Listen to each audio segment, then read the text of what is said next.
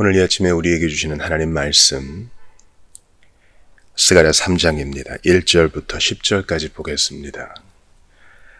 대제사장 여호수아는 여호와의 천사 앞에 섰고 사탄은 그의 오른쪽에 서서 그를 대적하는 것을 여호와께서 내게 보이시니라. 여호와께서 사탄에게 이르시되 사탄아 여호와께서 너를 책망하노라. 예루살렘을 택한 여호와께서 너를 책망하노라. 이는 불에서 꺼낸 그슬린 나무가 아니냐 하실 때에 여호수아가 더러운 옷을 입고 천사 앞에 서 있는지라. 여호와께서 자기 앞에 선 자들에게 명령하사 그 더러운 옷을 벗기라 하시고 또 여호수아에게 이르시되 내가 내 죄악을 제거하여 버렸으니 내게 아름다운 옷을 입히리라 하시기로 내가 말하되 정결한 관을 그의 머리에 씌우소서 하매 곧 정결한 관을 그 머리에 씌우며 옷을 입히고 여호와의 천사는 곁에 섰더라. 여호와의 천사가 여호수아에게 증언하여 이르되 만군의 여호와의 말씀에 내가 만일 내 도를 행하며 내 규례를 지키면 내가 내 집을 다스릴 것이요 내 뜰을 지킬 것이며 내가 또 너로 여기 섰는 자들 가운데에 왕래하게 하리라. 대제사장 여호수아야 너와 내 앞에 앉은 내 동료들은 내 말을 들을 것이니라. 이들은 예표의 사람들이라. 내가 네 종 싹을 나게 하리라. 만군의 여호와가 말하노라. 내가 너 여호수아 앞에 세운 돌을 보라. 한 돌에 7 눈이 있느니라. 내가 거기에 새길 것을 새기며 이 땅의 죄악을 하루에 제거하리라. 만군의 여호와가 말하노라. 그날에 너희가 각각 포도나무와 무화과나무 아래로 서로 초대하리라 하셨느니라. 아멘. 하나님의 말씀입니다. 하나님께 감사합니다.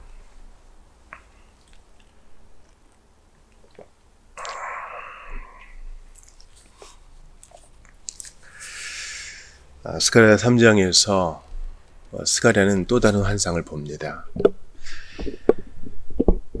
바로 여호와의 천사 앞에 선 여호수아를 보게 되는 것이죠.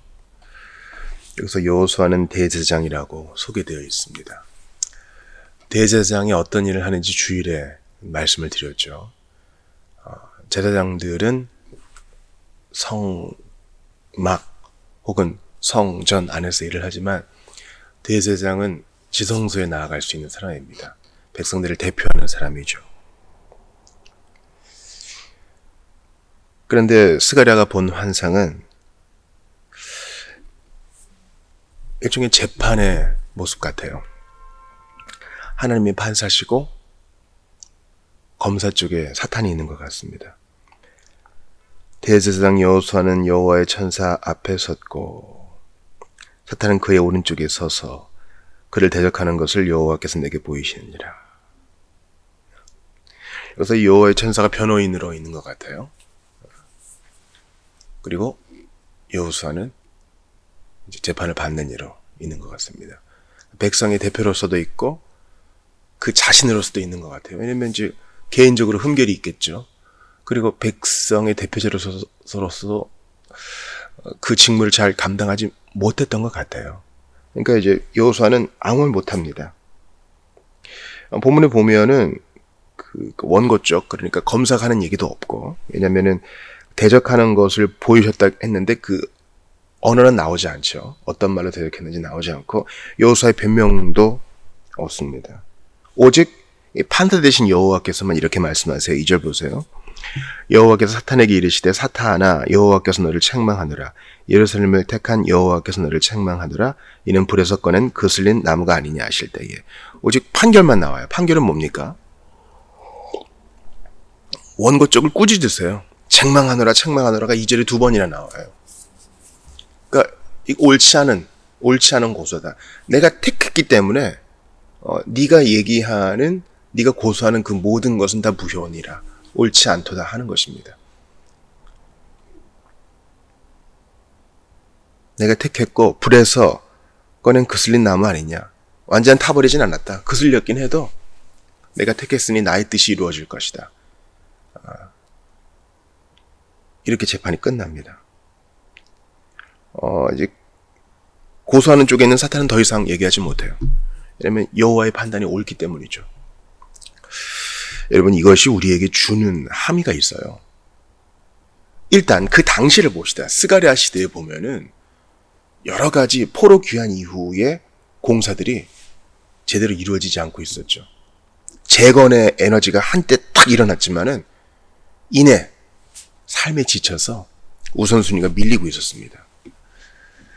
그렇게 할 때 여러분, 이제 느헤미야나 에스라를 보시면 아시겠지만 제사장들도 같이 옆에서 힘을 돋우었다 이런 얘기가 나와 있어요. 근데 하다 보니까 일을 하는 백성들도 힘이 빠졌고 낙심했고 옆에서 힘을 돋우는 제사장들도 힘이 빠진 거예요. 왜 그렇습니까? 하나님 안 보고 상황을 보니까 페르시아 제국도 그렇게 우호적이지 않고 주변국들도 우호적이지 않고 또 도우러 온다는 사람들도 사실 속내는 그렇지 않고 백성들도 힘이 빠지고 그때나 지금이나 먹고 사는 문제는 똑같이 위중합니다. 애들은 키워야 하겠고 벼런도 해야 되겠고 우리 집도 세워야 되겠는데 언제까지 이렇게 나와서 여호와의 전을 세우고 그렇게 해야 되는가? 또 해봤자 옛날만큼 영원롭지도 않을 거야. 차라리 안 하는 이만 못하지 않겠는가? 이런 생각도 막 드는 거예요. 여러분, 이 낙심이란 놈이 얼마나 큰 적입니까? 절망이란 놈이 얼마나 큰 원수예요.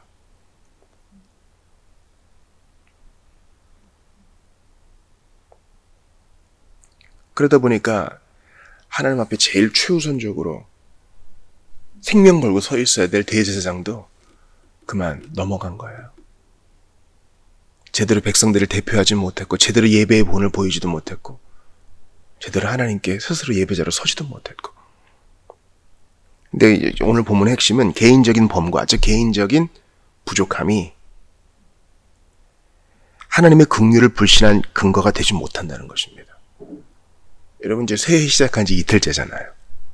우리는 힘찬 계획을 세우고 제가 송구영신 때도 여러분께 당부했다시피 굳은 결심으로 죽게 나아가요. 그러나 제가 또 하나 장담합니다. 우린 다 넘어질 거예요. 우린 다 부족할 거예요. 왜냐면 육신의 옷을 입고 영광의 나라 들어가기 전까지 우린 다 부족해요. 내 스스로 좀 흡족할 때가 있을지 몰라요. 그러나 늘 그렇지 않아요. 하루를 정리할 때 보면은 이게 부족하다는 걸 다 알게 돼요. 다 알게 된다고요. 매삼주오를 하든가 맥체인을 하든가. 근데 성경 읽기도 조금씩 밀리고 기도의 시간을 정했는데 그것도 잘 안 지켜지고 왜냐면 급한 일들이 있으니까요. 교회당에 와서 기도해야지 하는데도 거리도 좀 있고 부담도 좀 되고. 그러니까 여러분, 제가 장담할게요. 우리는 하나님 앞에서 늘 우리 자신이 만족스러우지 못할 거예요. 그리고 사탄은 마귀는 우리를 계속 참소할 거리가 늘 있을 거예요.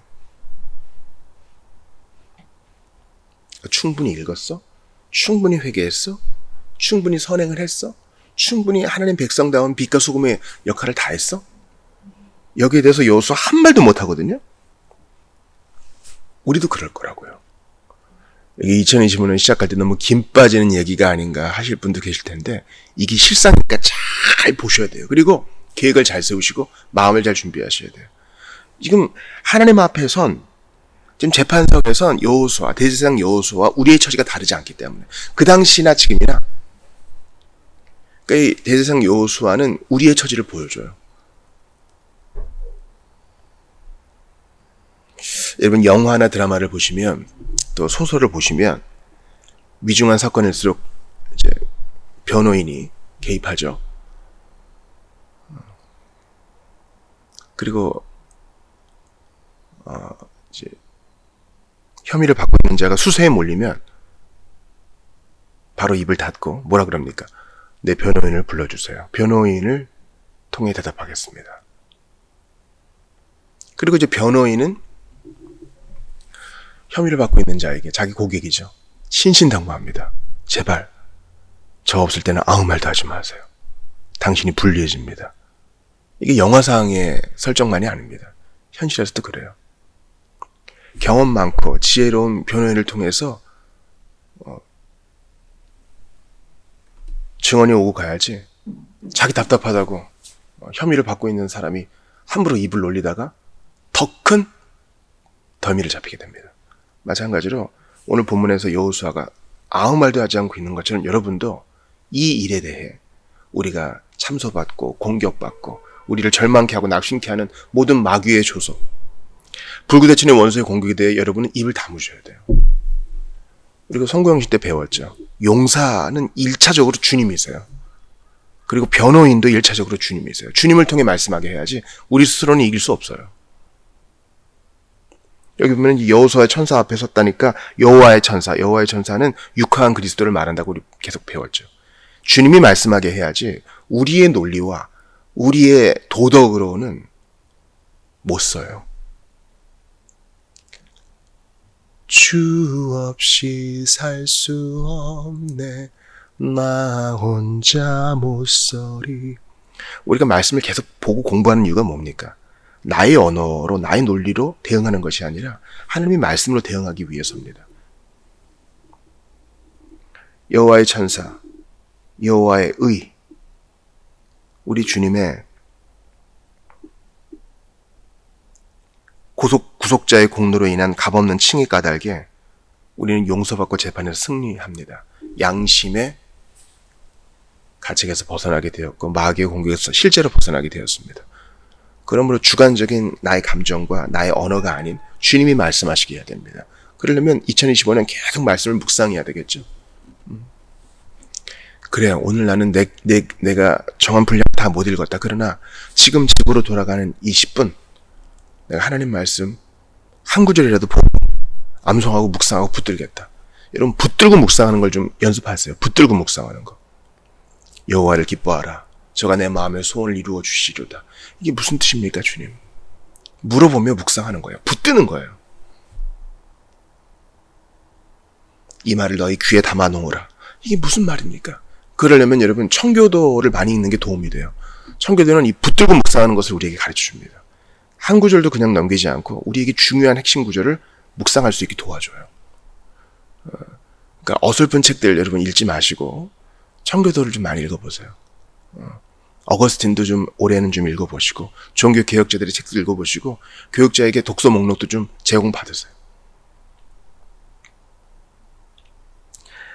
하나님은 대제사장 여호수아도 받으시고 또 우리 성도들도 받으시되 그들 자신의 의 때문이 아니라 다른 분의 의 때문에 받으십니다.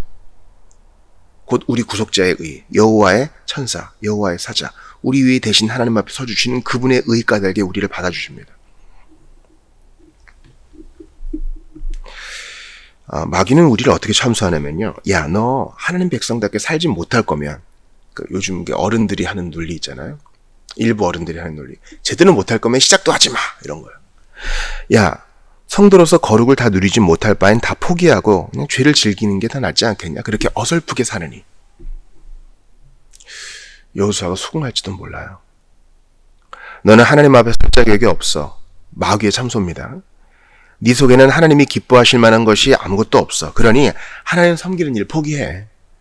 너는 그 일을 오염시킬 뿐이야. 너 망치지 말고 어설프게 끼어들지 말고 그냥 빠져. 운동 경기할 때 우리가 그런 얘기 듣죠. 너 나와. 이런 거. 네가 있으면 팀에 방해가 될 뿐이야. 우리가 그런 속삭임을, 유혹의 속삭임을 불구대천의 원수로부터 듣는다고요. 차라리 노골적으로 죄와 반역에 몰두함으로써 너의 성격을 행동으로 드러내란 말이야.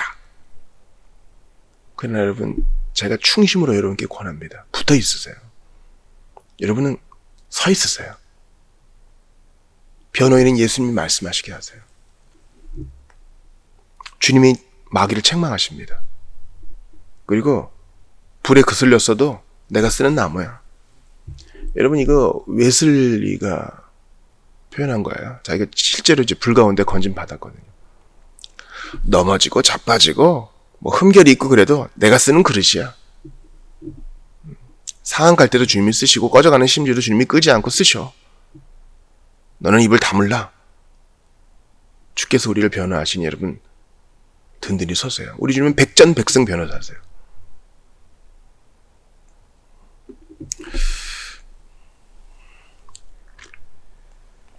세상에는 돈 많은 사람이 능력 많고 한때 정부에서도 일했고 또 높은 대법원이든 또 헌법재판소에서든 일했든 그리고 경력 있는 변호사를 써서 초호화 변호인단을 구성해서 안 될 재판도 이기게 합니다. 그러나 우리 주님은 옳은 의의 관점에서 절대적으로 우리 편이 되어주시고 자기의 피로 이미 값을 치르셨으니 내가 너를 변호해주마. 너는 걱정하지 말거라. 우리를 위하십니다. 그러므로 절대 뒤로 물러가지 마세요. 어떤 감정이 들더라도 포기하고 싶고 도망가고 싶고 그렇더라도 버티세요. 더러운 옷은 죄를 상징하죠.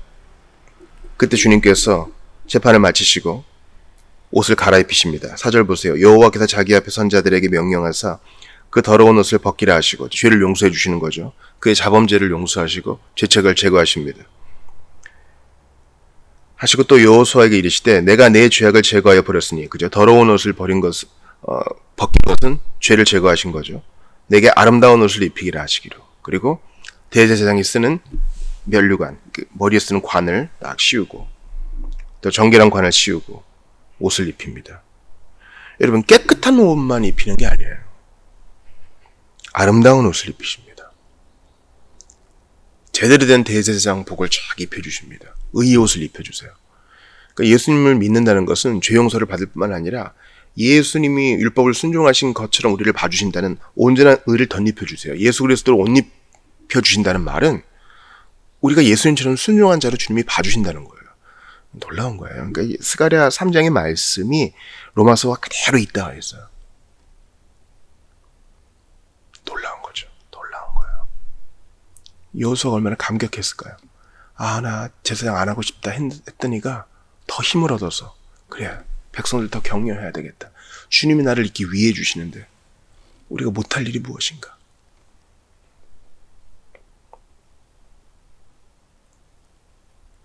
더러운 옷은 죄를 상징하고 아름다운 옷은 제사 정가된 의를 상징합니다.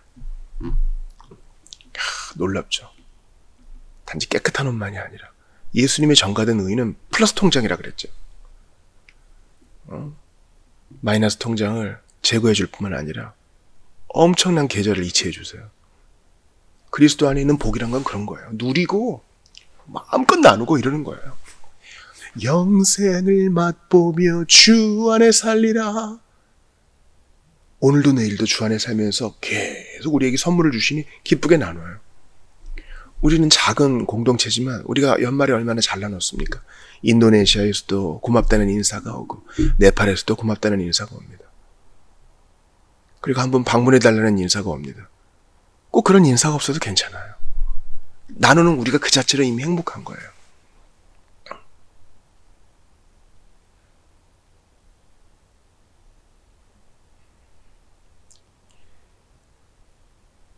주님은 여기서 끝나지 않으시고 회복된, 복권된 여호수아에게 이런 말씀을 하십니다. 만군의 여호와의 말씀에 네가 만일 내 도를 행하며 내 규례를 지키면 내가 내 집을 다스릴 것이요 내 뜰을 지킬 것이며 내가 또 너로 여기 섰는 자들 가운데 왕래하게 하리라.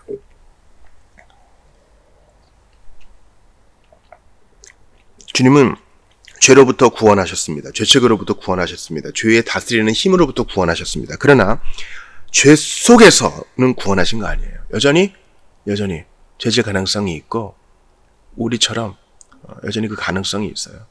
죄된 소욕은 남아있는 거죠. 그래서 주님은 순종을 명하십니다. 이제 대제사장으로서 바르게 섬겨. 내 도를 행해. 내 규례를 지켜. 그러면 네가 내 집을 다스릴 것이요. 이게 언약의 조건이에요. 내 뜰을 지킬 것이며 내가 또 너로 여기 서는 자들 가운데 왕래하게 하리라. 상을 주신다 그래요. 이제 우리 성도의 경우가 똑같죠. 주님이 우리를 구원하셨어요. 그러나 우리는 여전히 유혹받죠. 그러나 그럼에도 불구하고 하나님의 말씀을 지켜 행하면 주님이 마땅히 행할 것을 하는데도 불구하고 상을 주신다는 거예요. 하나님을 당연히 찾아야 되는데 찾으면 상 주신다는 거예요. 선행을 구원받은 것에 대한 감사를 행하면 마땅히 해야 될 것을 할 뿐인데 의무를 행할 뿐인데 상 주시겠다는 거예요. 주님은 좋은 분이세요. 요한일서 2장 1절 들어보세요. 나의 자녀들아 내가 이것을 너희에게 쓰면 너희로 죄를 범하지 않게 하려 함이라. 만일 누가 죄를 범하여도 아버지 앞에서 우리에게 대언자가 있으니 곧 의로우신 예수 그리스도시라. 우리가 죄를 범해서 우리가 어떻게 변명하라 해도 할 수 없어요. 그러나 우리의 충성스러운 신실한 대언자 계시니 예수님 계세요. 본문에 나타난 여호와의 천사, 유크하신 그리스도. 요한계시록 12장 10절에 보면은 우리 형제들을 밤낮 참수하던 자, 마귀가 늘 하는 일이 나와요. 밤낮 참수해요. 그러나 나는 여기에 대해 한마디 대꾸하지 못하나 예수님은 책망하시고 내가 위하는 사람이다. 그 입 닫으라 하십니다. 그리고 순종하면 상을 주겠다 하십니다. 아니, 죄를 용서해주고 깨끗한 옷뿐만 아니라 아름다운 옷까지 입혀줬는데 더 큰 상을 약속해 준다는 거예요. 주님이 우리한테 무슨 채무 관계가 있어요? 아니에요. 그 큰 사랑을 인하여 단지 사랑하시기 때문에. 보면 뭐예요? 여러분 2절 보세요. 예루살렘을 택한 여호와, 그냥 택했기 때문에 우리에게 이런 말도 안 되는 사랑의 약속을 퍼부으시는 거예요. 내가 위한다, 내 사람이다, 그 입 다물라 하시는 거예요.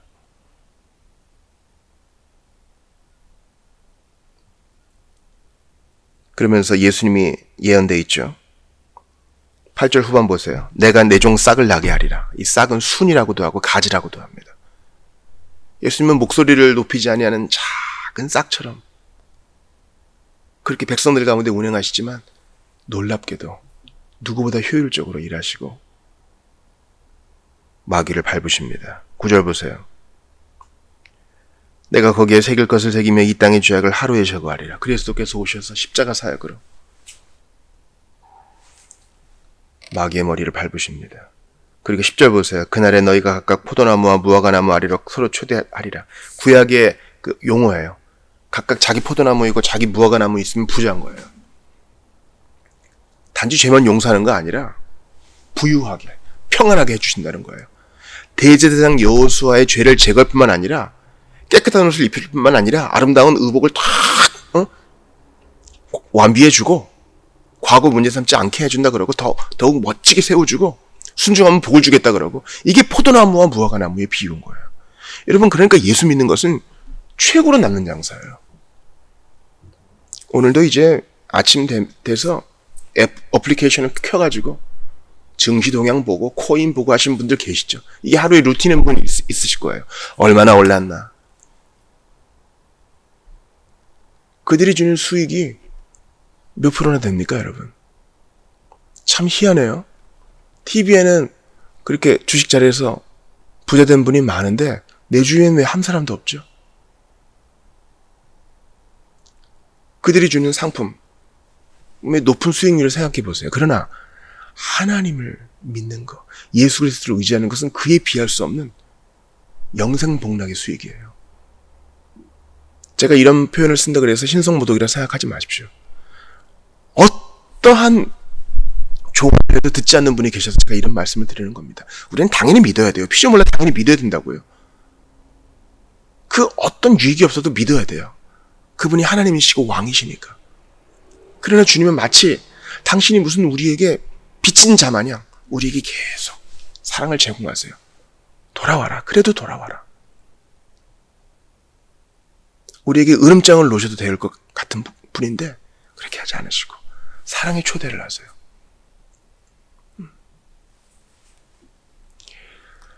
울며 떼쓰는 어린아이가 있습니다. 부모가 마냥 때리지 않죠. 내가 너를 위해 그냥 무상으로 음식을 제공하는데 안 먹어? 그냥 울기만 할 거야? 부모는 어릅니다. 달랩니다. 좋은 말로 가르칩니다. 우리 주님은 좋은 아버지세요. 그러니 오라, 오라. 이 매력과 아름다움을 앞에 놓으시고 오라, 오라 하십니다.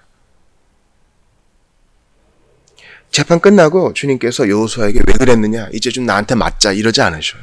재판 끝났으니 문제 삼지 않습니다. 여러분, 하나님이 문제 삼지 않는 죄에 대해서 여러분 너무 골몰하지 마세요. 예수 믿는 신앙은 아주 적극적인 거예요. 내게 아름다운 옷을 입혀주었으니, 여러분 옷이 사람을 만든다 그러잖아요. 예비군복을 입으면 여기저기 소변 보지만 멋진 수트를 입으면 품격 있게 행동하잖아요. 우리에게 아름다운 옷을 입히시고 예수 그리스도의 옷을 입히시고 예수 그리스도처럼 살라 하십니다. 그리스도께서 사신 그 길을 가라 하십니다. 거룩하고 품격 있게 살라 하십니다. 우리도 그렇게 합시다.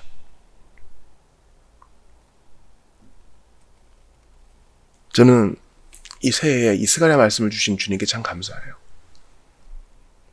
새해가 시작돼서 두근거리는 마음으로 한 해를 열었는데 똑같아요. 그러나 주님이 우리를 위하시니 누가 우리를 참수하리요.